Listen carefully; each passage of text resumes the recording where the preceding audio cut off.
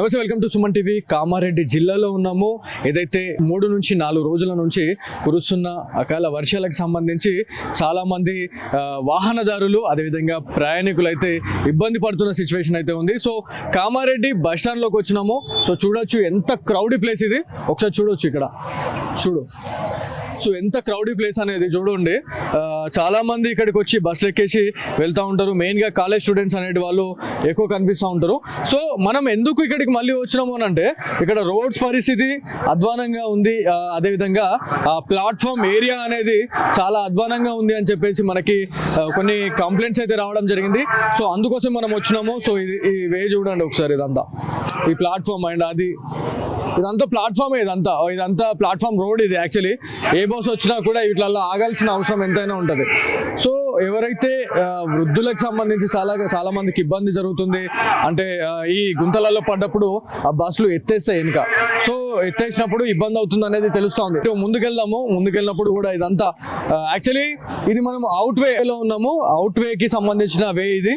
So water వచ్చేటప్పుడు పోయేటప్పుడు చాలా ఇబ్బంది జరుగుతుంది అనేది క్లియర్గా తెలుస్తున్న సిచ్యువేషన్. సో మనం చూడొచ్చు, చాలామంది జిల్లా నలుమూలల నుంచి ఇక్కడికి వచ్చి బస్సులలో వెళ్ళే సిచ్యువేషన్ అయితే ఉంటుంది. సో చూడండి, మనం అంటుంది అదే. సో వెహికల్స్ వెళ్ళినప్పుడు ఇబ్బంది అవుతుంది, వెనుక ఉన్న వాళ్ళకి ఎఫెక్ట్ అవుతుంది అని చెప్పేసి మనం చెప్తున్నాం. సో ఇదే మనం చెప్పాల్సింది, మనం చూపించాల్సింది కూడా ఇదే. సో ఇది చూడండి, ఒక్కసారి చూడు ఎంత వాటర్ నిలిచిపోయింది. ఇక్కడ సరైన డ్రైనేజీ వ్యవస్థ లేక చాలా మంది ఇబ్బంది పడుతున్నారు. సో వాటర్ అనేది ఎటుపోవాలో అర్థం కాక ఒక ఏరియాలనే ఉండిపోతుంది. అసలు అవుట్ కావడానికి కూడా అసలు వేయలేదు అని చెప్పేసి మనకి చెప్తా ఉన్నారు.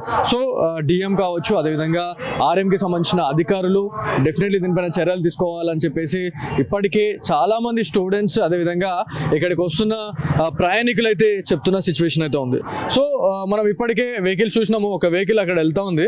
ఎంత ఇబ్బంది అంటే మొత్తం వాటర్ కింద అండర్ బాడీకి టచ్ అయ్యే అవకాశం ఉంటుంది. వెహికల్స్ అన్నీ డ్యామేజ్ అవుతున్నాయి అని చెప్పేసి చెప్తా ఉన్నారు. సో నాట్ ఓన్లీ కార్స్ అండి, బస్లకు కూడా చాలా ఇబ్బంది జరుగుతుంది. మొత్తం సస్పెన్షన్ ప్రాబ్లమ్స్ కూడా ఎక్కువ అయ్యే అవకాశం ఉంటుంది అనేది క్లియర్గా తెలుస్తూ ఉంది. సో ఇక్కడ ఈ ఏరియా మొత్తం చూడవచ్చు. ఇక్కడ కూడా సో చాలామంది ప్రయాణికులు ఉంటారు, స్టూడెంట్స్ ఉంటారు. వివిధ జిల్లాల నుంచి, అంటే నిజామాబాద్ నుంచి స్టార్ట్ అయిన బస్సులు చాలా వరకు కామారెడ్డి నుంచి ఇక్కడ స్టాప్ అయిన తర్వాతనే హైదరాబాద్కి వెళ్ళే సిచ్యువేషన్ అయితే ఉంటుంది. సో ఇది మేజర్ బస్ స్టాండ్గా మనం చెప్పుకోవచ్చు.